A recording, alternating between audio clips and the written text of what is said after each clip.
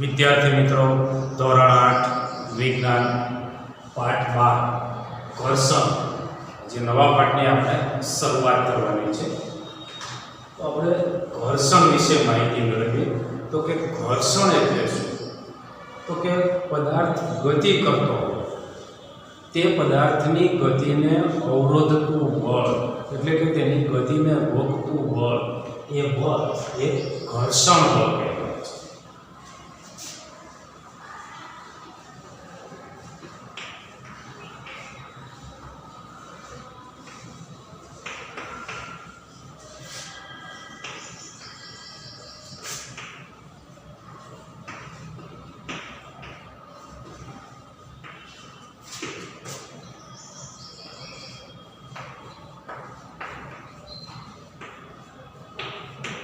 ગતિ કરતા પદાર્થની ગતિને અવરોધતા બળને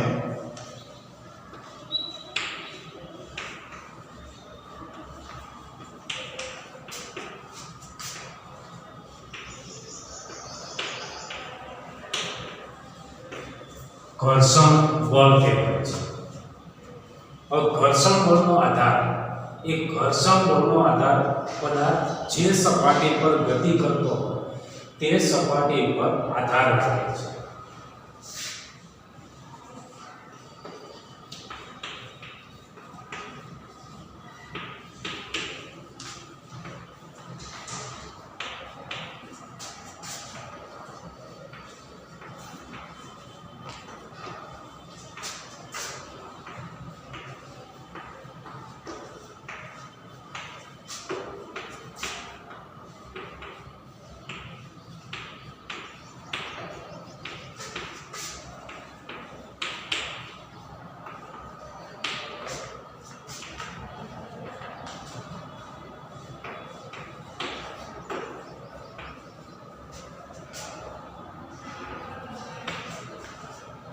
ઘર્ષણનો આધાર પદાર્થ જે સપાટી પર ગતિ કરતો હોય તે સપાટી પર છે.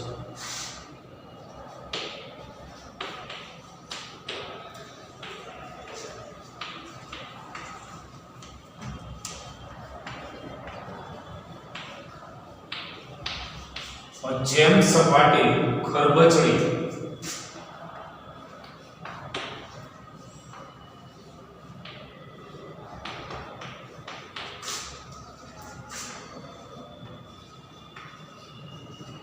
તેમ ઘર્ષણ બળ વધુ લાગે છે.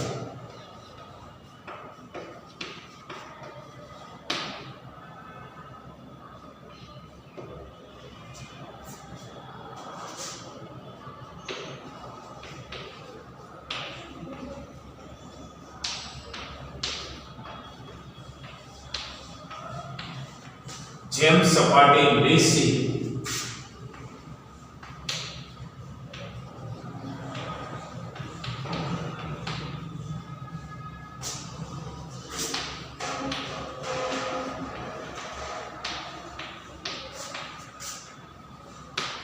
તેમ ઘર્ષણ ઓછું લાગે છે.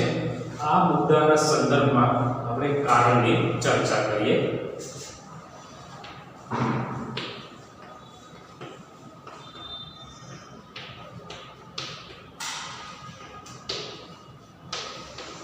કારણ છે કેળાની છાલ પર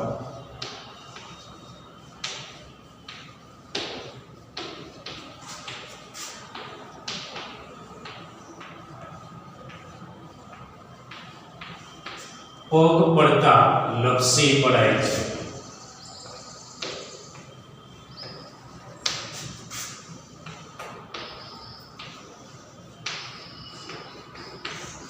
કારણ આપી સમજાવો.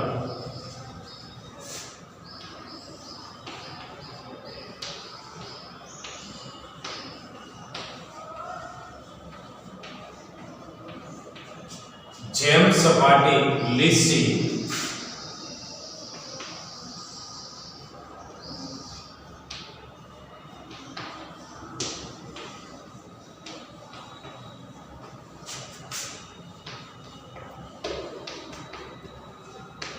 તેમ ઘર્ષણ ઓછું લાગે છે.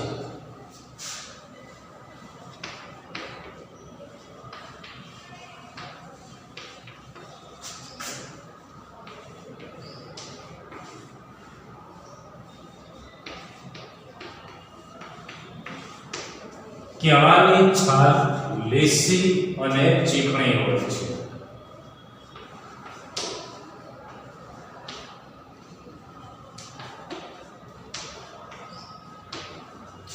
તેના પર પગ આવતા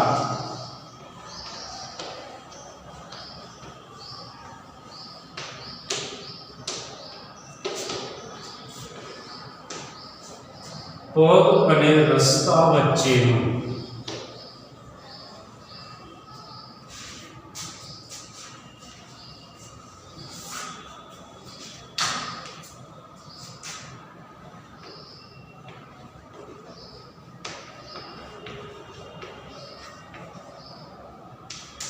પગ અને રસ્તા એટલે કે જમીન વચ્ચેનું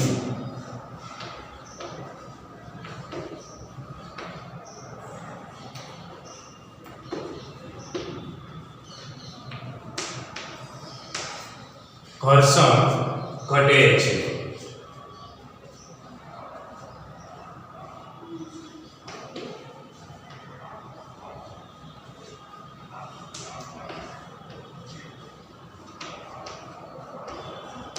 તેથી લપસી પડાય છે.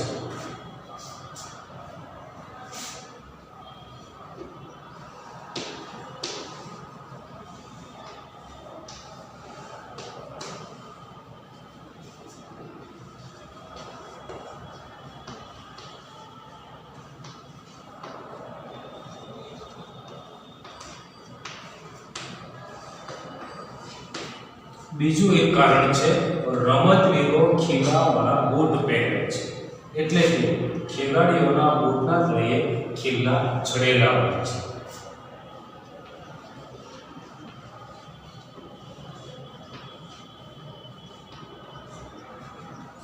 કારણ આપી સમજાવો.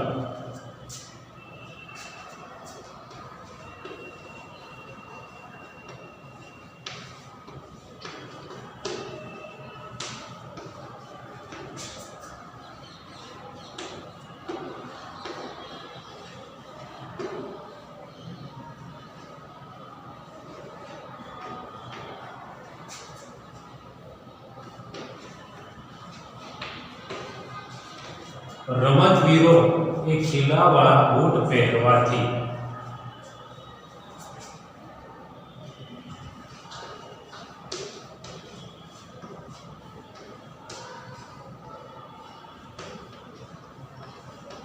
જમીન પરની તેની પકડ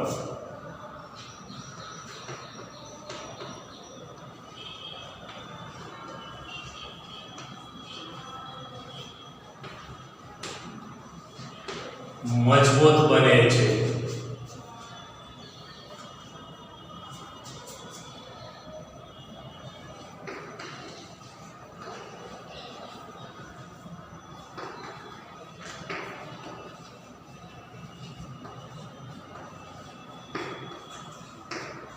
જેથી ઘર્ષણ બળ વધે છે.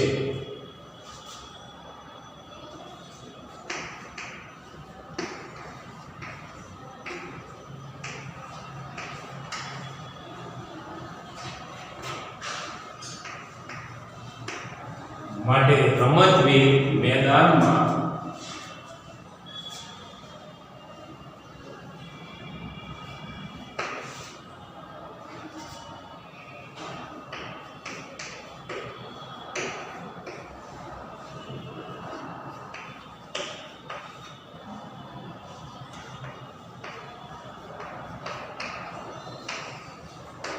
દોડતી વખતે લપસી પડતો નથી.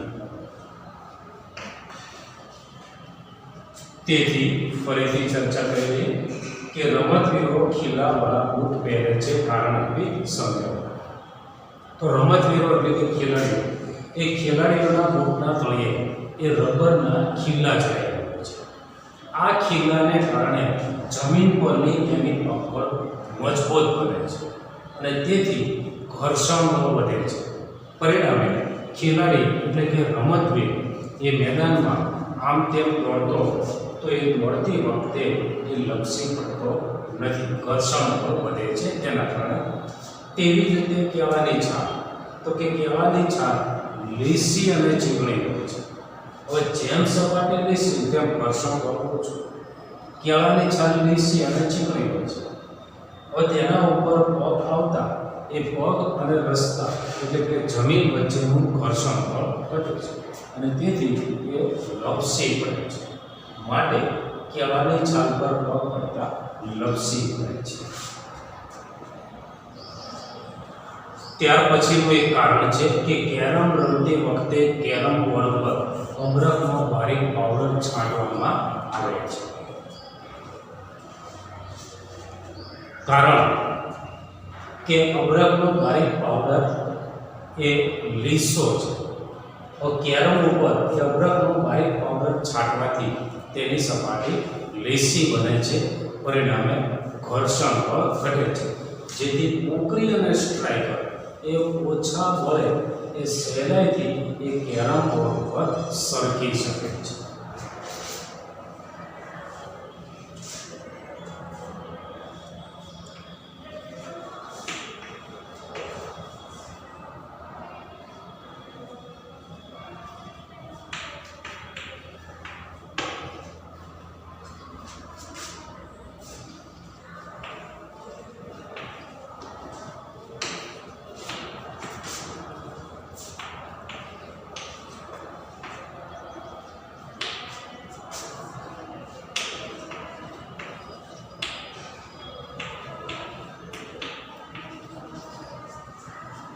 કેરમ બોર્ડ પર અબરખનો બારીક પાવડર છાંટવાથી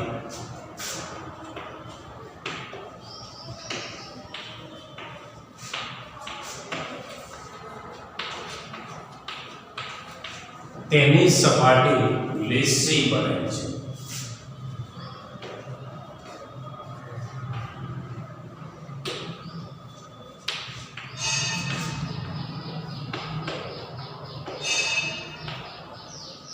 પરિણામે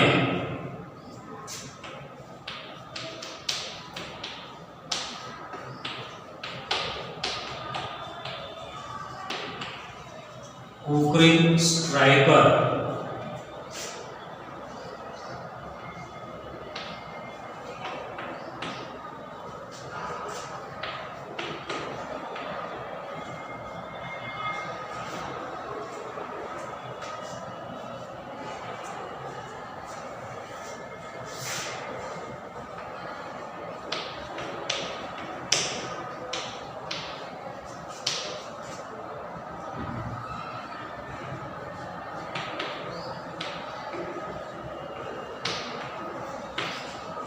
પોકરી અને સ્ટ્રાઇકરનું કેરમ બોર્ડ પરનું ઘર્ષણ ઘટે છે.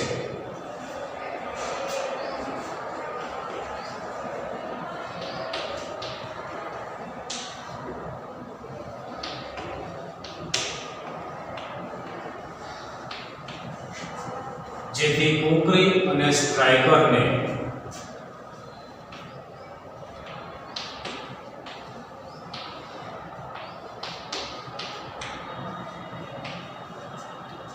કેરમ બોર્ડ પર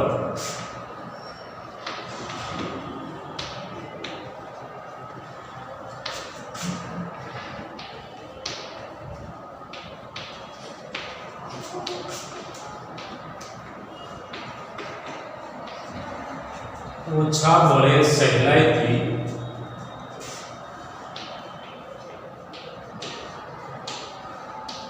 સરકાવી શકાય છે. માટે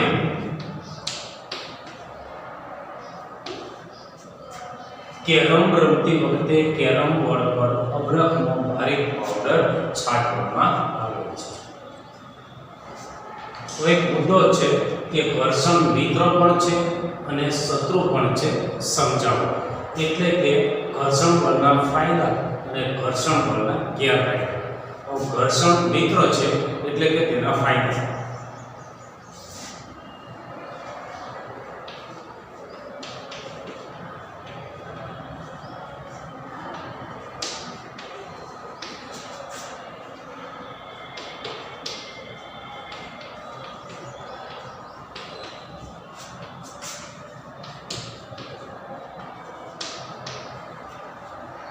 કે ઘર્ષણના ફાયદા શું?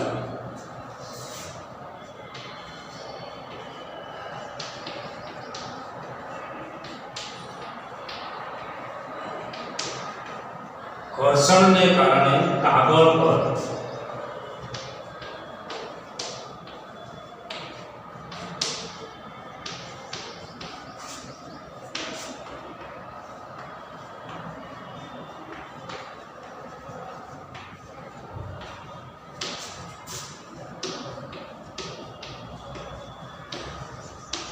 પેન કે પેન્સિલથી લખી શકાય છે.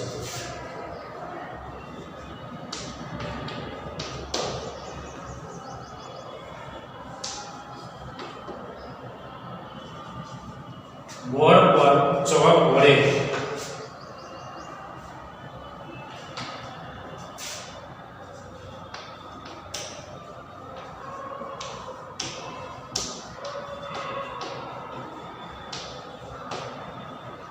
લખી શકાય છે.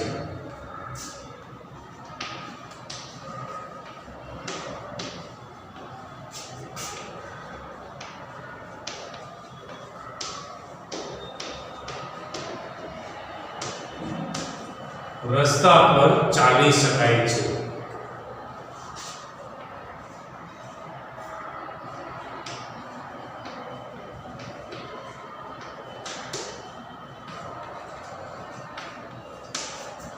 વાહનોને બ્રેક મારી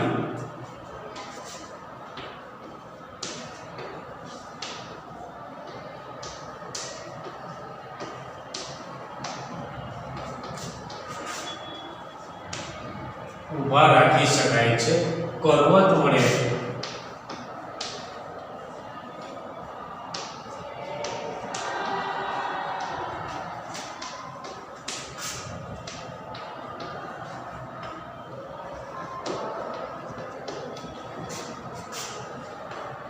લાકડું કાપી શકાય છે.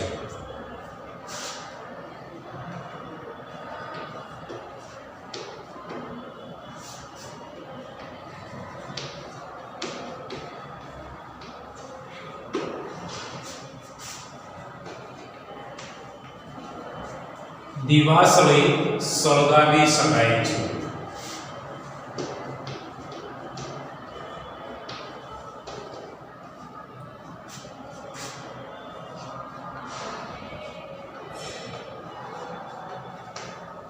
ચપ્પા વડે શાકભાજી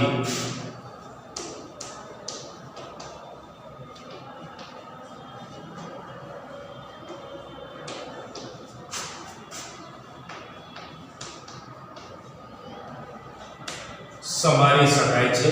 આ બધું જ ઘર્ષણ બળને કારણે શક્ય છે. એટલે કે ઘર્ષણ બળના ફાયદા છે. તેથી આપણે કહી શકીએ કે ઘર્ષણ એ મિત્ર છે. ચર્ચા કરી લઈએ કે ઘર્ષણને કારણે પેન કે પેન્સિલની મદદથી કાગળ પર લખી શકાય છે. ચોકની મદદથી બોર્ડ પર લખી શકાય છે. રસ્તા પર સહેલાઈથી ચાલી શકાય છે. રોડ પર વાહનો ગતિ કરી શકે છે. વાહનોને બ્રેક મારીને ઊભા રાખી શકાય છે. સાયકલને પણ બ્રેક મારીને ઊભા રાખી શકાય છે. કરવત વડે લાકડું કાપી શકાય છે. દિવાસળી સળગાવી શકાય છે. ચપ્પાની મદદથી શાકભાજી સમારી શકાય છે. એટલે આ ઘર્ષણ બળને કારણે આ બધું શક્ય છે. જો ઘર્ષણ ન હોય તો આનું કોઈ જ કાર્ય થઈ શકે નહીં. આથી કહી શકાય કે ઘર્ષણ એ આપણો મિત્ર છે.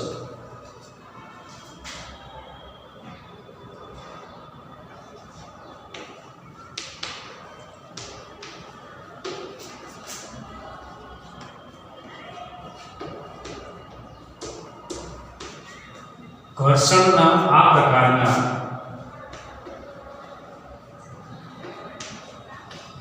ફાયદાને કારણે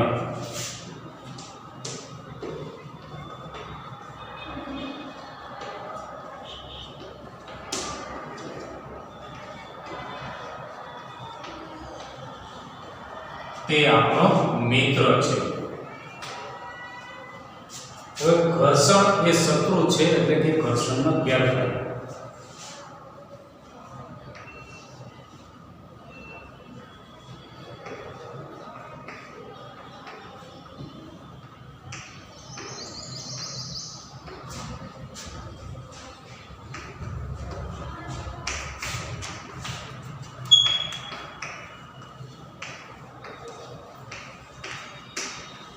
ઘર્ષણ શત્રુ છે એટલે કે ઘર્ષણના ગેરફાયદા.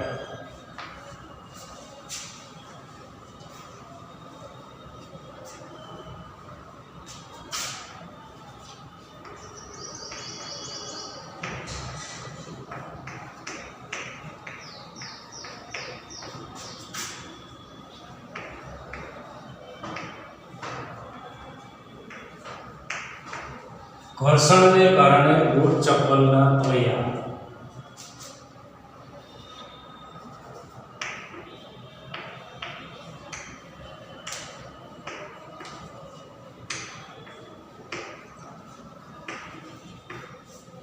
ઘસાય છે.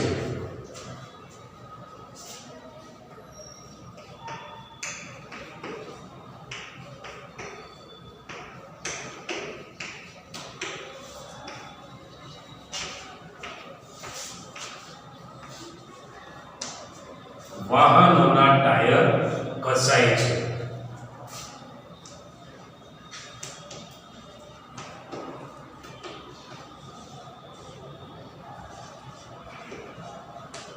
ઊર્જાનો વ્યય એટલે કે ઊર્જાનો બગાડ થાય છે.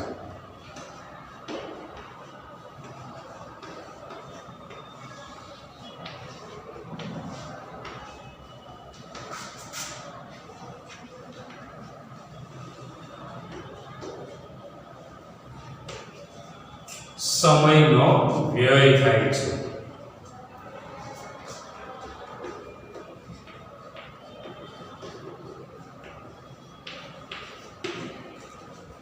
ગતિશીલ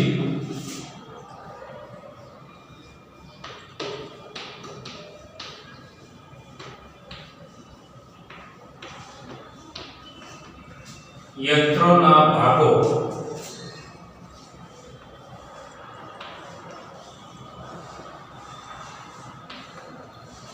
ઘસાય છે.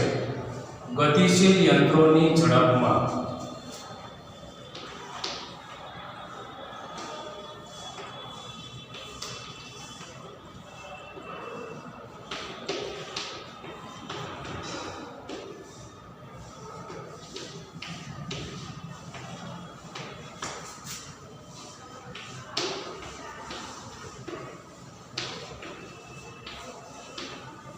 ઘટાડો થાય છે.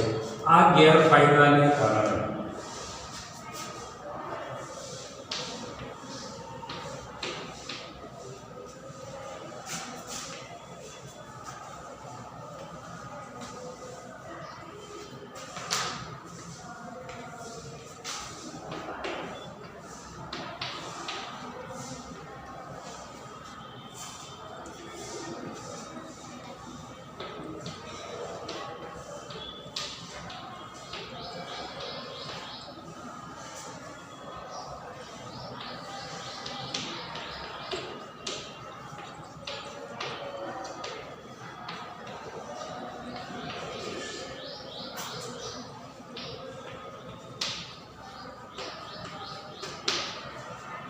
ફરીથી ચર્ચા કરી લઈએ કે ઘર્ષણ શત્રુ છે આમાં એટલે કે ઘર્ષણના ગેરફાયદા.